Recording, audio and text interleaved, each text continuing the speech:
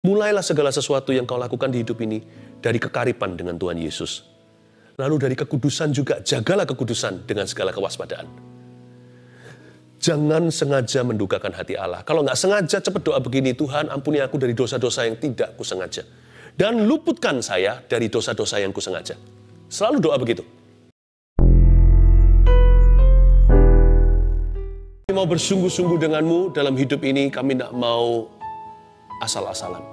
Tuhan terimalah penyembahan kami yang jauh dari sempurna, namun dari kesungguhan hati. Berbicaralah kepada masing-masing kami, adakan terobosan-terobosan baru buat setiap keluarga. Terima kasih Bapa, kami ingin mencatat kata-kata yang keluar dari hatimu. Beri hamba-Mu kata-kata hikmat, sembunyikan di balik salib Yesus. Dalam nama Yesus kami berdoa. Amin. Ambil Alkitab, ambil catatan. Kita akan bahas firman Tuhan. Dan juga doa sudah dibuka live chat, tim sudah menunggu. Masukkan segera. Nggak pernah too early, supaya kami doakan. Nanti di akhir dari sharing ini, saya akan tumpang tangan ke tablet ini, sama dengan menumpangkan tangan kepada Anda. Dan Anda yang belum subscribe YouTube ini, silahkan tekan juga tombol notifikasi supaya Anda terus diingatkan. Hari-hari ke depan saya mau bicara lebih spesifik lagi kepada Anda. Ada beberapa segmen dalam YouTube ini, yaitu saat teduh yang sudah menjadi keluarga, satu keluarga dalam hadirat Allah. Tapi juga ada banyak khotbah-khotbah saya dari hari Minggu, itu Bible study, itu penting sekali supaya Anda nggak hanya cari yang relevan, tapi membangun fondasi. Kan lebih baik kita mencegah, ya kan, daripada mengobati. Saya berdoa supaya Anda juga mendengarkan firman Tuhan secara penuh. Kalau setiap kali saya berdiri, ada pulpit mimbar begitu, saya berkhotbah itu kira-kira 2 kali renungan saya saat teduh, jadi betul-betul dapat porsi ganda. Bukankah Anda haus dan lapar?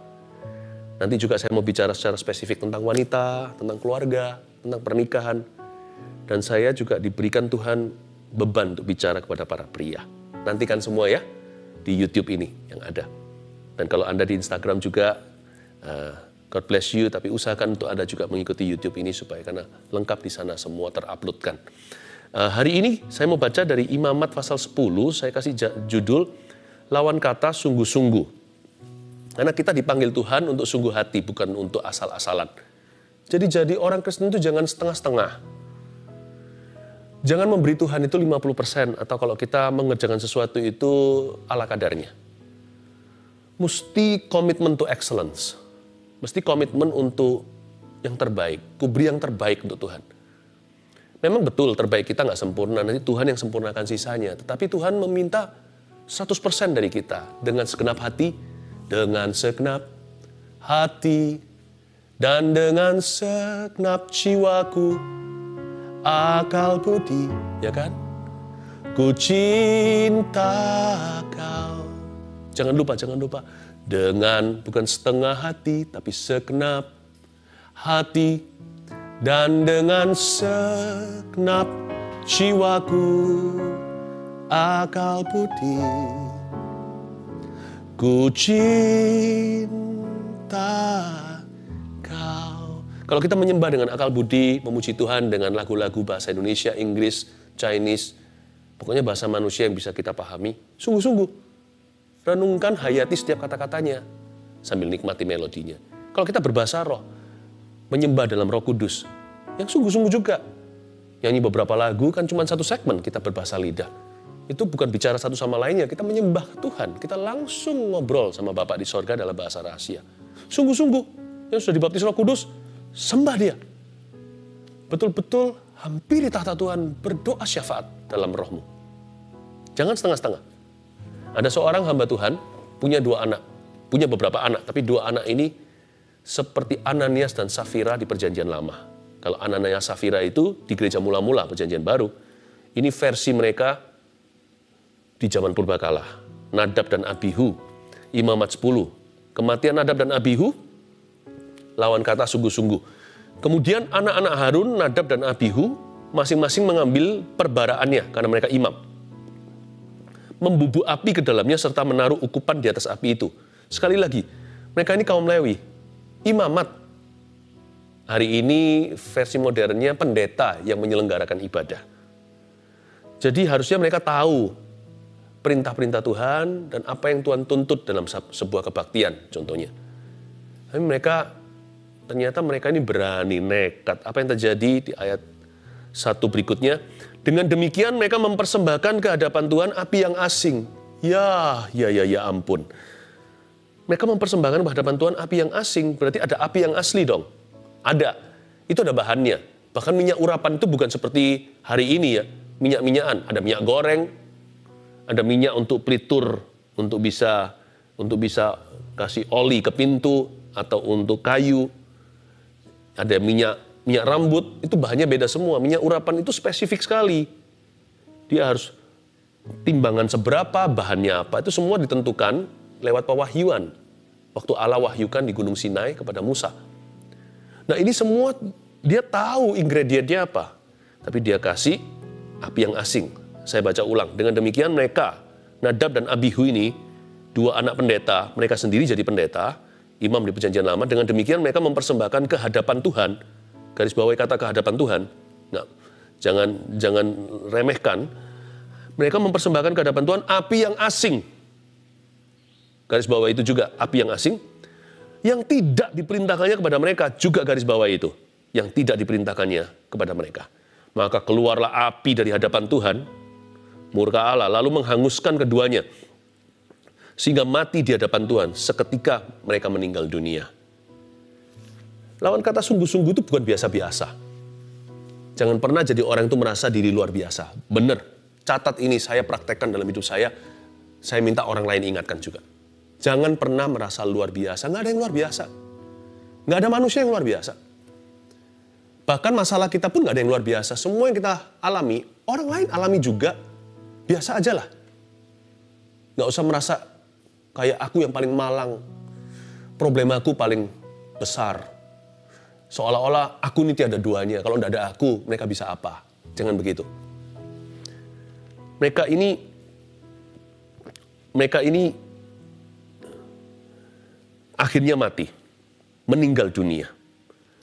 Dan lawan kata sungguh-sungguh, sekali lagi, bukanlah biasa-biasa. Apa lawan kata sungguh-sungguh? Pertama, dari kata mempersembahkan ke hadapan Tuhan. Lawan kata sungguh-sungguh nomor 1, catat itu, main-main. Mereka meremehkan kepada siapa mereka mempersembahkan korban. Kita nggak boleh asal-asalan di hidup ini, karena kita hidup di hadapan satu audience atau satu penonton saja. Sekalipun sekarang nih, contohnya saat teduh, puluhan ribu. Ya kan? Dan nanti sebelum saat teduh berikutnya itu ratusan ribu. Tapi saya nggak merasa gimana. Bedanya apa? Sama ratusan ribu atau sama 10? Nggak ada bedanya. Kan Tuhan yang melayani. Kan kita melayani Tuhan dan Tuhan yang melayani jiwa-jiwa. Nggak ada bedanya. Sepatutnya kita sungguh-sungguh, apapun level kita, sekecil apapun tanggung jawab kita, atau sebesar apapun peran kita, tidak boleh ada bedanya. Karena kita ini melakukannya untuk Tuhan. Apapun yang engkau dan aku lakukan di hidup ini, lakukanlah untuk Tuhan Yesus. Janganlah main-main. Mereka main-main. Mereka lupa kepada siapa mereka mempersembahkan korban. Jangan lupa ya, Bapak Ibu Saudara, bahwa hidup ini di hadapan satu audiensi saja. Hanya satu penonton kita. Catat itu. Tuhan Yesus. I live before a one man, one person audience. His name is Jesus Christ. Jadi jangan begini kalau dilihatin orang, kita baru bagus. Kalau nggak ada yang melihat kita, lalu kita main-main, kita asal-asalan. Don't do that. Orang yang punya Tuhan, nggak gitu garis hidupnya. Belajar dari Nadab dan Abihu, mereka harusnya mempersembahkan ke hadapan Tuhan korban, tapi mereka main-main hari itu dengan memberi api yang asing. 2, lawan kata sungguh-sungguh itu bukan biasa-biasa. Kita semua orang biasa. Yang penting kita berusaha. Biasa itu tidak akan dihukum Allah. Tapi orang yang pura-pura, nah itu nomor 2. Itu yang berhadapan dengan Tuhan yang murka. Jadi lawan kata sungguh-sungguh nomor 2 adalah pura-pura. Sebab orang yang pura-pura itu tidak dikenal oleh Allah. Orang itu asing selamanya bagi Tuhan, seperti api asing yang ditaruh di atas mezbah oleh Nadab dan Abihu, anak Harun ini. Jangan kaget ya, orang yang suka pura-pura di hidup ini, ya, omongannya gonta-ganti. Sebentar ngomong A, maksudnya B. He never means what he says. He doesn't say what he means. Dia tidak pernah bermaksud dengan apa yang dia katakan di mulutnya. Dan apa yang dikatakan di mulutnya, dia nggak pernah tulus bermaksud. Tidak pernah secara tulus punya maksud itu. Bisa aja baik di depan, jahat di dalam. Kita harus apa adanya, luar dalam sama. Sebab orang yang pura-pura suatu hari akan dapat satu pahala, tanda kutip, dari Tuhan. Tuhan akan semprot dia dengan perkataan ini. Aku tidak mengenal kamu, hai hamba yang jahat. Gimana Tuhan bisa mengenal Anda? Gimana Tuhan bisa mengenal kita kalau kita ini jago pura-pura, kalau ini tukang pura-pura, the great pretenders. Kita sendiri tidak kenal diri sendiri kok. Kadang-kadang kita pribadi ini, kadang-kadang kita pribadi itu.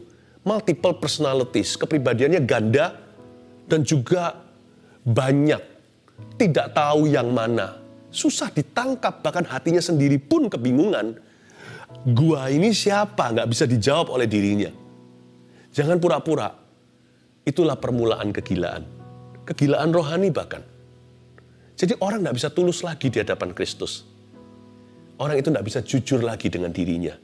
Bagaimana orang itu bisa membahagiakan sesamanya? Bagaimana orang itu bisa mengasihi orang lain? Bagaimana orang sekelilingnya bisa kenal dia? Karena dia bukanlah seseorang yang pegang kata-katanya. Jadi orang itu harus luar dalam sama. You must say what you mean always. You must mean whatever you say. Apa yang kita katakan, pastikan hatimu ya begitu. Dan kalau apa yang di dalam hati, pastikan itu tulus yang kita ucapkan. Jangan pura-pura. Api yang asing yang ditaruh oleh Nadab Abihu di atas mezbah. Api itu asing, Tuhan berkata, aku tidak pernah pesen nih bahan. Kok lain materi, tidak seperti instruksi. Dia taruh api asing itu. Lalu dia tipu orang-orang yang ikut ibadahnya. Seolah-olah api itu apinya Tuhan. Orang-orang tidak curiga. Karena api ya api lah ya. Bedanya apa? Minyak ya minyak. Kita nggak bisa lihat. Pokoknya dia licin begitu. Tapi mungkin kalau dimasukkan di mulut, kita rasakan mungkin beda bahan, kita tahu. Tapi Tuhan itu melihat hati. Jadi dia tahu bahwa api itu asli atau api itu palsu. Dan mereka pasang api itu memukau semuanya. Wah, lihat persembahan korbannya dijawab oleh Tuhan. Dan Tuhan murka, Tuhan tidak suka. Jangan pernah main-main dengan Roh Kudus. Jangan pernah pura-pura di hadapan Tuhan. Ingatlah, engkau dan aku hidup di hadapan Allah Maha Tahu. Belum lagi, hati nurani sendiri nggak bisa ditipu. Hati nurani kita itu bisa mengkonfirmasi atau meneguhkan kita, atau bisa menuduh ketika kita salah. Jangan pura-pura. Yang ketiga, lawan kata sungguh-sungguh adalah coba-coba. Dia memberikan api yang asing, lalu garis bawah yang selanjutnya tadi adalah yang tidak diperintahkannya kepada mereka. Tuhan tidak perintahkan api demikian. Orang ini coba-coba seperti anak kecil yang curious atau penasaran. Saya pernah sekali lihat di restoran ya. Aduh, untungnya saya sudah selesai makan. Itu anak kecil, masih kecil sih. Ya. Orang tuanya nggak perhatikan, dia masukkan kecap, masukkan sambal di gelas, lalu masukkan tisu, lalu habis itu tuangkan teh di dalamnya. Dia coba itu jadi apa kalau diaduk. Untungnya saya sudah selesai makan. Kalau nggak gitu pasti saya rasa aduh mual. Ingat, jangan coba-coba. Kalau Tuhan sudah perintahkan, instruksinya spesifik. Jangan mencobai Tuhan dan tawar-menawar. Nadab Abihu mempersembahkan api yang asing. Penekanannya ini, yang tidak diperintahkan oleh Tuhan pada mereka. Mereka ganti-ganti semua bahannya. Lihat nanti jadi apa. Jangan main-main. Jangan pura-pura, tapi juga jangan coba-coba di hidup ini. Apapun yang saya lakukan dalam hidup ini, lakukan dengan iman dan ketaatan. Ingat itu. Iman dan ketaatan. Bukan berarti kalau orang itu taat sama Tuhan, tidak punya ruang kekreatifan. Ada kreativitas dalam melaksanakan tugas. Tapi hal-hal yang sifatnya prinsip jangan ditawar. no negotiation, tidak boleh negosiasi. Kalau Tuhan bicara kasih, jangan benci. Kalau Tuhan bicara kudus, jangan kompromi. Kan gini aja loh, kan nggak apa-apa. Kalau Tuhan berkata, ini yang harus kau lakukan sesuai firman Tuhan, jangan coba-coba. Ya mungkin kalau saya pakai jalan lain, siapa tahu. Hal-hal yang prinsip dan dasar, jangan ditawar. Jangan coba-coba seperti anak kecil itu, campur-campur bahan, lalu tidak berkenan. Sekali lagi, lawan kata sungguh-sungguh bukan biasa-biasa. Apa? 1, main-main. 2, pura-pura. 3, coba-coba. Ingatkan dirimu sendiri, katakan seperti ini. Jangan main-main. Katakan sendiri, jangan pura-pura. Katakan lagi, jangan coba-coba. Kita lanjutkan ayat berikutnya di ayat yang ketiga. Ayat 2, maaf. Maka keluarlah api dari hadapan Tuhan lalu menghanguskan keduanya sehingga mati di hadapan Tuhan. Berkatalah Musa kepada Harun, inilah yang difirmankan Tuhan. Kepada orang yang karib kepadaku, kunyatakan kekudusanku. Dan di muka seluruh bangsa itu akan kuperlihatkan kemuliaanku. Dan Harun berdiam diri. Papanya barusan lihat 2 anaknya disambar api dan mati. Karena keluar api dari hadapan Tuhan, api murkanya menghanguskan mereka berdua. Ini api harafiah. Mereka mati, hangus, terbakar api beneran. Jadi seperti orang nyalakan kompor sembarangan lalu habis itu kesambar api. Atau kena air panas. Tuhan hukum mereka. Dan papanya berdiam diri. Dan ini kata-kata Tuhan setelah menghukum anak Harun. Orang yang karib sama aku, akan kunyatakan kekudusanku. Lalu baru kemudian kuperlihatkan kemuliaanku. Jadi untuk kita sungguh-sungguh dengan apapun di hidup ini, sungguh-sungguh selalu dimulai dari karib dengan Tuhan dulu. Apapun yang Anda lakukan, pastikan bermula dari kekaripan dengan Tuhan. Jangan lakukan apapun di luar hubungan dengan Allah. Sebab Tuhan menyatakan janji-janjinya, perjanjiannya diberitahukan pada orang-orang yang bergaul akrab dengan Dia. Selalu mulai dengan kekaripan dengan Tuhan yang dimulai dengan rasa hormat dan takut akan Tuhan dan akan firman-Nya. Sebab sungguh-sungguh dalam apapun hidup ini selalu dimulai dari situ. Dan juga dari kekudusan. Sebab barang siapa yang karib dengan aku, kunyatakan kekudusanku. Tanpa kekudusan, Anda dan saya tidak akan melihat Allah dalam apapun yang kita kerjakan. Kita bisa lihat sukses sementara, pesugihan itu ada. Kita bisa berhasil seperti orang dunia, tetapi susah payah mengikuti kita. Karena nanti yang kita bawa pulang itu hanya harta, bukan berkat Allah, akan menjadi kutukan bagi keturunan kita. Kita nggak mau kan?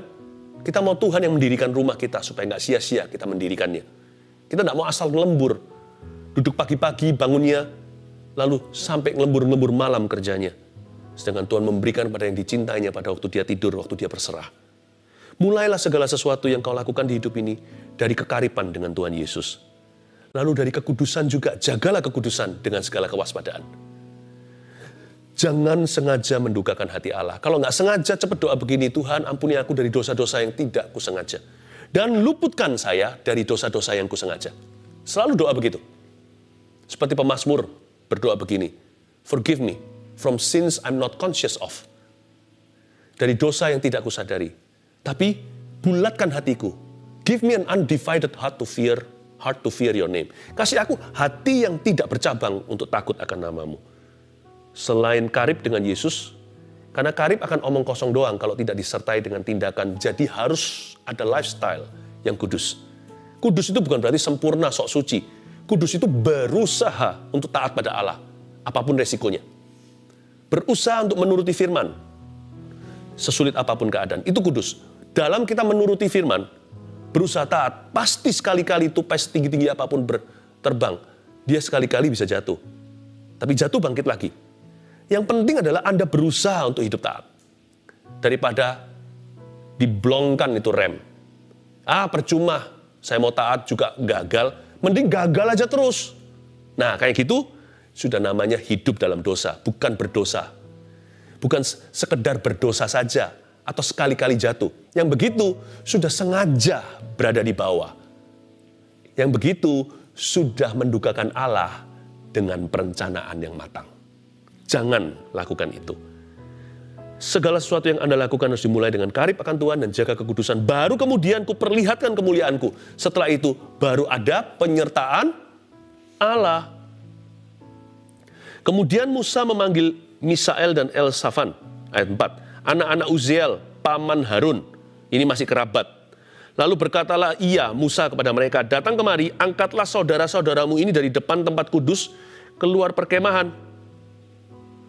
Jadi Tuhan suruh orang-orang ini untuk angkat mayat, seperti Ananias Safira di Kisah Para Rasul. Mereka datang dan mengangkat mayat keduanya, masih berpakaian kemeja. Masih pakaian imam loh. Padahal pakaian imam itu telah dikatakan dengan jelas, do not touch my anointed ones. Jangan jamah orang-orang yang kuurapi. Mereka seperti biji mataku, tapi Tuhan itu gak pandang bulu. Jadi jangan pernah kita itu merasa kita ini pernah dipakai Tuhan. Jangan punya rasa aman yang palsu dengan status dan identitas. Atau gelar dan titel bahkan. Saya tiap hari harus bercermin dengan Kristus. Demikian pula Anda. Saya aja nggak kecuali. Kita semua. Sebab Tuhan kita adalah Allah yang tidak pandang bulu api yang menghanguskan. Keduanya masih berpakaian kemeja imam aja yang nggak boleh dijamah orang. Tuhan turunkan hukuman. Dan dilempar mereka keluar perkemahan seperti yang dikatakan oleh Musa. Ingat ya, saya nggak ngomong gini untuk nakut-nakuti kita. Tapi saya ngomong gini itu untuk membuat kita itu hormat akan Tuhan. Kita tahu bahwa Allah kita itu kudus. Bukan berarti dia menuntut kita itu tanpa cacat celah. Tapi kalau kita mengaku kita ini umatnya dan kenal dia, maka kita harus hidupnya berusaha untuk taat. Nanti waktu kita berhasil taat itu bukan karena usaha kita. Itu karena anugerah, karena Tuhan menguatkan kita. Dia memberi kita kekuatan, dia memampukan kita dari dalam. Karena firman dan Roh Kudus di dalam diri kita. Tapi jangan sengaja dan berkata, percuma, aku taat. Aku taat ya jatuh terus kok. Mending jatuh aja melulu. Nah kayak begitu itu pilihan hidup. No. Sekalipun pernah jatuh, bangkitlah. Nasibmu itu bangkit, bukan jatuh. Jatuh itu sesuatu yang terjadi dalam hidupmu, yang Anda sesali, tapi bangkit tetaplah destinasi. Jangan pernah berkata, yang sudah jatuh aja terus. Berarti tujuan hidupnya adalah jatuh. Berarti menentang Tuhan menjadi cita-cita hidupmu. Jangan begitu.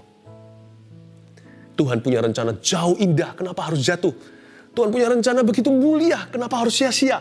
Jangan asal-asalan, Tuhan mau memberimu penuh, jangan main-main, jangan pura-pura, jangan coba-coba. Kenapa coba-coba? Why luck? Kenapa harus keberuntungan? Tuhan punya berkat kok. Kenapa harus mencoba-coba? Kalau ada sesuatu yang pasti, janji Tuhan itu teruji. Aku memberimu masa depan penuh pengharapan. Bahkan sekarang pun gak sempurna hidupmu. Ku beri rancangan damai sejahtera. Kenapa harus coba-coba? Kalau saya punya kepastian. Makanya itu apapun yang Anda katakan, lakukan, pikirkan, rasakan, harus dari iman. Alkitab berkata dengan jelas. Apapun yang kau lakukan tidak dengan iman itu adalah dosa. Makan minum pun dengan iman. Maksudnya jangan ragu, jangan tertuduh. Whatever you do it by faith. Do it in faith. Lakukan dalam iman. Ayat ke-6. Kemudian berkatalah Musa kepada Harun dan kepada Eleazar dan Itamar anak-anak Harun. Ini kasihan loh. Sebenarnya kasihan, tapi juga gimana? Harun ini papanya. Eleazar dan Itamar itu adalah saudara-saudara daripada Nadab dan Abihu. Ini anak-anak Harun yang lain yang masih taat kepada Tuhan. Janganlah kamu berkabung. Ini perintah Tuhan. Wah, ini sulit untuk dilakukan. Harun diberitahu nggak boleh berkabung. Dan jangan kamu berduka cita, supaya jangan kamu mati, dan jangan Tuhan memurkai segenap umat ini. Tetapi saudara-saudaramu, yaitu seluruh bangsa Israel, biar mereka lah yang harus menangis karena api yang dinyalakan oleh Tuhan itu. Jangan kamu berkabung, dan jangan kamu berduka cita karena Nadab dan Abihu. Apakah moral dalam ayat 6 ini? Jangan meniru ya. Jangan meniru perbuatan, tindak tanduk, dan teladan salah orang-orang yang suka main-main dalam hidup ini dengan Tuhan. Jangan tiru mereka yang suka pura-pura, yang membiasakan diri tidak jujur dengan hati. Dan jangan ngikuti jejak seorang yang sudah terima instruksi, coba-coba hal yang lain. Tidak pernah mau taat, tidak pernah mau setia. Selain itu, selain diberitahu jangan kamu berkabung, artinya jangan kamu itu meniru mereka. Nggak perlu Anda iba dengan orang-orang seperti ini. Selain itu diajari supaya kita jangan sampai trauma dengan orang demikian. Satu sisi, jangan meniru. Satu sisi yang lain, janganlah trauma. Hanya karena dulu pernah ada orang yang main-main dengan Tuhan, yang membuat Anda seolah-olah kecewa. Pernah ada orang yang pura-pura, that has broken your heart, yang telah mematahkan hatimu dan semangatmu. Mungkin ada orang-orang yang coba-coba sehingga Anda yang rugi. Mungkin seorang yang tidak mau taat, tidak mau setia, tidak profesional, akhirnya merugikan Anda. Jangan membenci mereka, nanti Anda dan saya jadi seperti mereka. Jangan trauma, jangan kapok untuk percaya kepada manusia, percaya kepada Allah terlebih dahulu tentunya, lalu belajar untuk percaya sama orang, hanya karena dulu pernah ada orang yang mengecewakanmu. Jangan tiru, yes, betul itu. Tapi juga jangan trauma, jangan kapok, jangan jera. Karena Tuhan masih mau bekerja di hal-hal yang pernah mengecewakan Anda. Di situ Tuhan mau bangun sesuatu. Jadi jangan tutup pintu ya. Manusia bisa mengecewakanmu, tapi jangan tekan tombol game over dengan rencana Tuhan di area itu. Tuhan mau melakukan sesuatu yang baru. Ayat 7. Janganlah kamu pergi dari depan pintu kemah pertemuan, supaya jangan kamu mati. Karena minyak urapan Tuhan ada di atasmu. Mereka melakukan sesuai dengan perkataan Musa. Di sini ada kata, karena minyak urapan Tuhan ada di atasmu. Mau tahu akhir kata, apa yang membuat saya terpicu sungguh-sungguh dalam hidup ini? Because I know ada urapan Tuhan di atas saya. Atau mungkin itu karena Pastor Philip diurapi. Enggak, urapan itu milik orang percaya. Kita semua punya the believer's anointing. Kita semua ini loh, bukan hanya pendeta. Kita semua itu punya urapan orang percaya. So whatever you do, apapun yang Anda lakukan itu Anda mampu melakukannya. Anda sanggup untuk mengerjakannya. Dan Anda bisa mengikut Tuhan. Itu semua karena urapan, bukan karena gagah perkasamu. Sadarkah Anda? Hari ini kalau Anda bisa berbuat sesuatu lalu itu jadi berkat buat orang lain. Anda mungkin sekarang mengusahakan sesuatu dan keluarga Anda diberkati karenanya. It's all because of God's anointing over you. Because He has anointed you to do these things. Itu semua karena urapan Tuhan ada atasmu. Makanya Anda harus sungguh-sungguh. Dan karena Tuhan mengurapimu untuk melakukan hal-hal yang Anda lakukan. Karena Tuhan mengurapimu untuk bekerja. Karena Tuhan mengurapimu untuk jadi papa, untuk jadi mama, untuk membesarkan anak. Karena Tuhan mengurapi Anda sebagai anak muda. Untuk bisa menjadi terang dan garam bagi generasinya. Karena Tuhan mengurapi Anda, makanya Anda bisa. Makanya kita sanggup. Makanya kita mampu. Itu semua karena urapanmu. Bukan karena gagah perkasaku. Mau tahu alasan kenapa kita harus sungguh-sungguh, nggak boleh main-main? Nggak boleh asal-asalan maksudnya. Nggak boleh jadi orang yang suka pura-pura.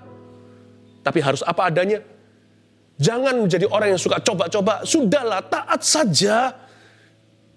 Kreativitas ada tempatnya. Terima aja padanya dari Tuhan, taati. Setia, konsisten. Lakukan terus apa yang berkenan di hatinya. Sekalipun tidak nyaman. Mau tahu alasan sesungguhnya? Kenapa kita harus sungguh-sungguh? Karena Tuhan mengurapimu. Dan urapan itu kalau kita setia, dia akan bertambah. Dia akan bergulir, bergulung-gulung 30-61 kali ganda. Anda akan semakin mahir, semakin bisa, semakin diberkati, semakin peka, semakin kuat, semakin tajam. Dan juga akan menjadi semakin serupa dengan Kristus dalam segala sesuatu. Siapa yang karib dengan aku? Aku kuduskan dia. I set him apart. Aku pisahkan dia dari dunia. Beda, hidup di dunia tapi bukan dari dunia. Maka akan kuperlihatkan kemuliaanku. Aku akan menyertai hidupnya dengan luar biasa. Nah, yang ini baru luar biasa. Bukan kitanya. Penyertaan Tuhan akan luar biasa atas Anda dan saya. Dengan segenap hati, segenap jiwa. Ikuti Tuhan Yesus hari ini dengan bersungguh-sungguh.